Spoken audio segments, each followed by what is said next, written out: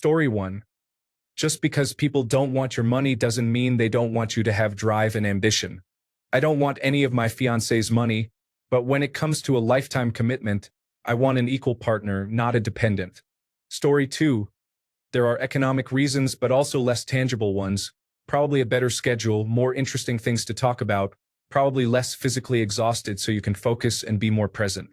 If you look for the bad in people, you will find it. Story 3. Who says people aren't gold diggers? My friend's dad just got married for a sixth time because my friend told him he had to pay rent or vacate my friend's rental townhome. The man's only interest in a relationship is for some woman to give him a place to stay and to pay his bills. He's what they call a hobosexual. Story 4.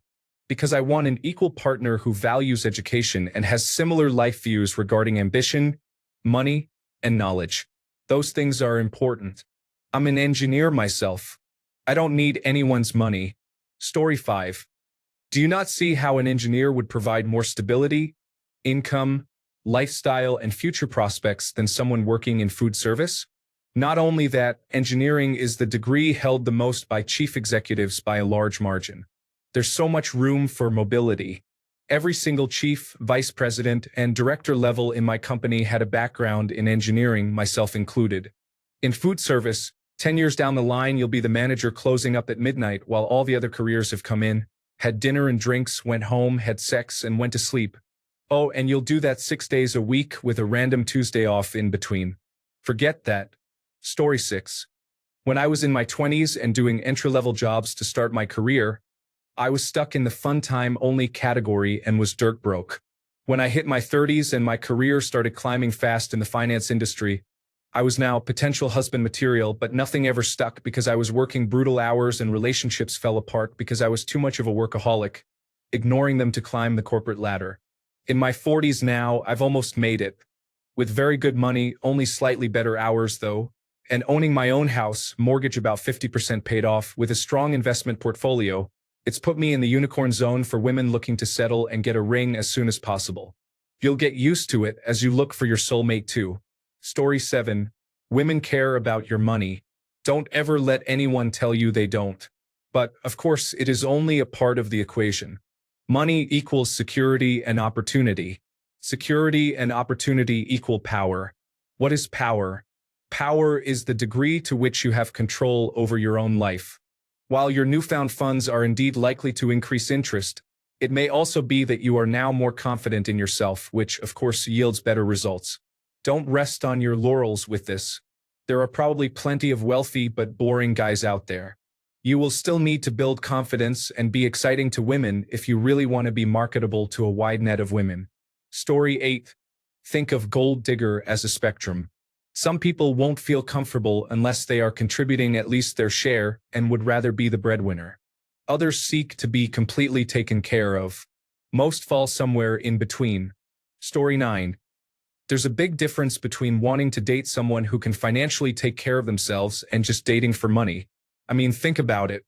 What's more appealing to you? A woman who is a salon worker making minimum wage and tips, or a woman who owns a salon? Story 10.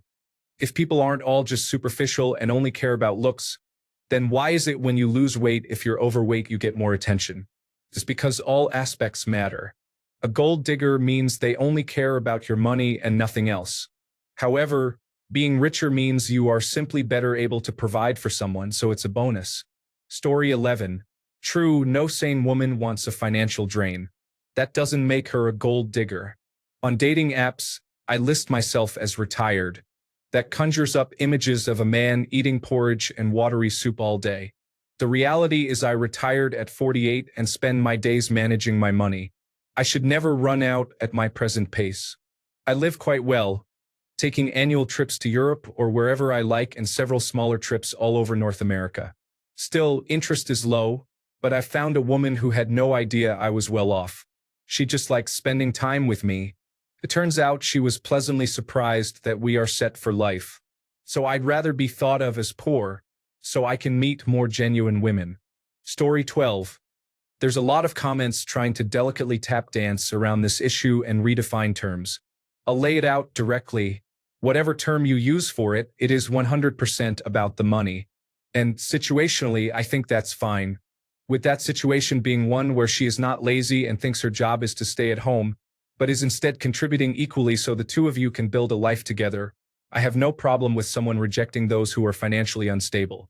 But if she isn't contributing, well, get used to being an ATM. Story 13.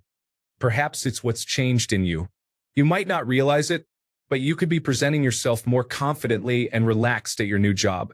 I wouldn't automatically assume that they are interested because you now make more money. Story 14.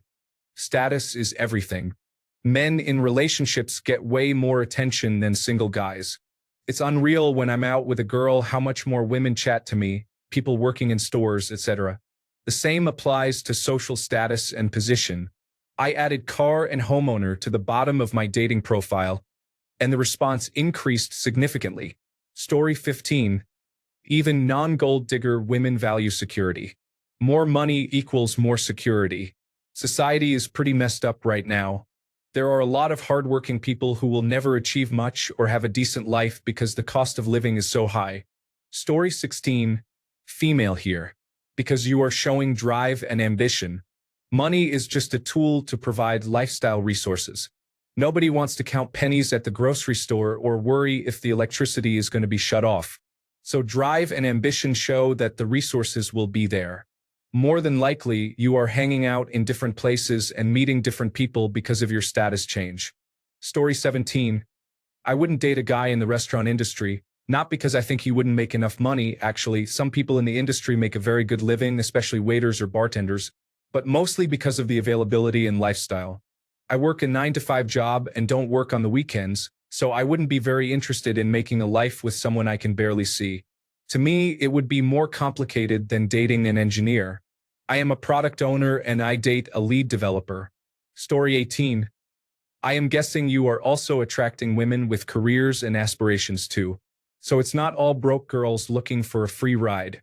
In my opinion, gold diggers are looking to elevate their financial and economic status through a relationship and have zero interest in creating their own. I am a certified public accountant, and I am not looking for a dead-end job guy. I own my house and pay my bills. He doesn't have to make more money than me, but he needs some career and life goals. Can be in hospitality like a restaurant, but you can tell a dead-end job guy from a guy who chooses his job. Story 19.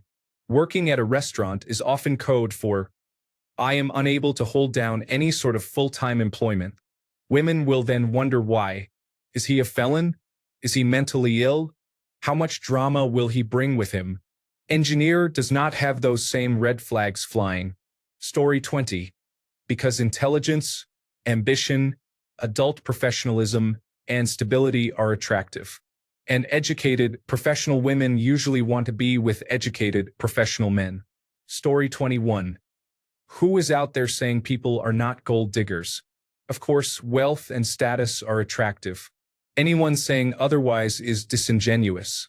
It does not mean everyone is out there to exploit you, but it means you have a lot more going for you than you did not too long ago.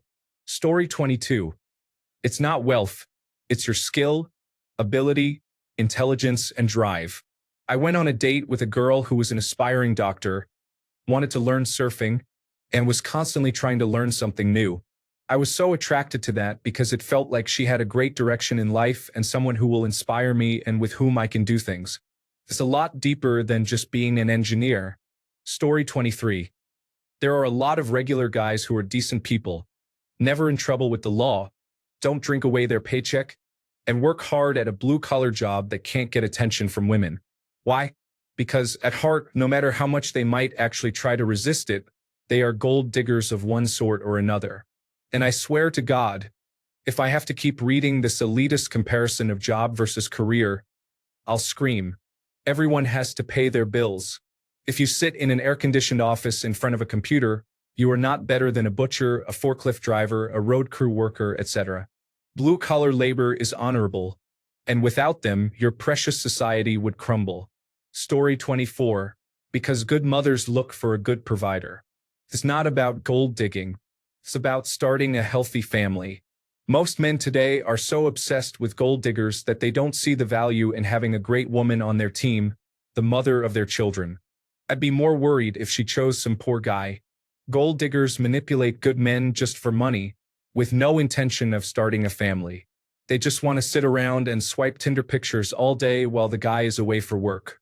Simply don't be that guy, and look for a family-oriented woman who really likes you for who you are, and you're good. Story 25. Forgive me if I'm overreaching, but I sense a tiny bit of resentment in this comment, like a mid-30s cisgender female, get when I lose 20 pounds and get so much more attention from men. Like, yes, I was always hilarious, have my life together, and am a total badass and great partner, but all of a sudden now you're interested? By a similar token, as a woman who can fully support herself and pay her own way, I think the most charitable interpretation of this dilemma is the fact that people, men or women, often don't know their own strength. I wouldn't have trusted in my ability to provide for myself until I finally did it. Now I could be the breadwinner for myself and a nuclear family. Charitably speaking, perhaps people aren't gold diggers. They just don't know their own strength. You can provide for both of us? Oh phew. That scares the life out of me. Very cool, you can do it for both of us. Does that make sense? Story 26. Men are only valued on the condition that they provide. To a man, it doesn't matter if she works in fast food or owns a franchise. Attractive is attractive. Women, however, are much more primal and materialistic when it comes to seeking a partner. Story 27. I would say those women are gold diggers. There are two alternatives I can see which are probably more likely: gold digger adjacent or practical and future planning. Gold digger adjacent. They say they don't care about money, but they happen to be attracted only by things money facilitates: nice dinners, homes, travel, being cultured, artistic, status. You just got status. Practical and future planning. They like you for who you are but want to see that you are someone who's clever or driven enough to obtain stable jobs. Realistically, when you're younger, you have time to get to know a restaurant worker to understand if they're driven or not. If you're older, you don't have time to wait around just to find out whether you've got it or not. People think engineers are driven. Story 28. Men will date down because they date for true love. Women need much more than true love. They require much more than true love. One of the benefits of being a woman is that everybody wants to love you. Love is cheap. Love is plentiful. You can have love today by simply saying yes to anyone who has been asking. By the time a woman finally chooses to marry a man, she has rejected thousands, literally thousands of men. Hop on something like Tinder. Even with average looks, a woman gets to reject over 100 men every single day. Over 30,000 men every single year. True love is cheap when you are a woman. You find yourself wanting other things from a man before you will even talk to him. Now, you are an engineer. You can offer her more than just love. For men, love is very scarce. That just makes us value it all the more, and it makes it very difficult for us to understand why we would suddenly get more attention just because we became an engineer. We are so blinded by love that we are confused when we suddenly have more to offer, and women suddenly respond to that. We're like, wait, I'm offering the same thing I've always had before. It's still true love. Yes, it's still true love, but now it's something more, and everybody else was also offering her true love. That's the bottom line. Story 29. No matter how many women claim to be feminist, nothing will ever change their nature. Same with guys. Women value money and status in a man. It's not really complicated. It doesn't make them gold diggers. Women marry up for a reason. It's their nature. A woman won't be able to respect and appreciate a man if he's lower than her. Any woman saying she doesn't care about a man's job or how much money he makes is the equivalent of a guy saying he doesn't care about a woman's looks. It's nonsense. It's just how the world works, man. We aren't teenagers anymore who just look at feelings of love when it comes to being with someone. That's not as important anymore. Story 30. Because they are gold diggers. Women make 35% of all money but are responsible for 80% of consumer spending. Only women say things like they can't find economically attractive partners. Women say they want a man who makes 56% more than they do. Women don't date down. Men are happy to date down. Men don't actually care much about material possessions. Go look at a single man's apartment or house. There's nothing in it but a mattress and a TV. It's women who fill homes with pointless items. Greed is women's sin, not men's. Men use money to get women. Women use men to get money. Men's sin is lust, not greed. Story 31. All people are different. Are there gold diggers? Yes, but that doesn't mean everyone is. Don't put people in boxes. It's just going to give you a negative outlook on life, and you'll miss out on great relationships. Story 32. First of all, bourdeaux and capital is worth looking at. Money isn't the only value gained in such a shift. Social value also increases in relation to how others will look at the situation when a woman brings home an engineer. Simply, spending time with somebody short-term may be more enjoyable if they have new stories, new experiences, and are more alive. Long-term, it may be more enjoyable with somebody who has ambition and has been approved by other serious people. The restaurant job may have been seen as having to spend all time at work, spend nights away from home, and having a work environment that isn't nice.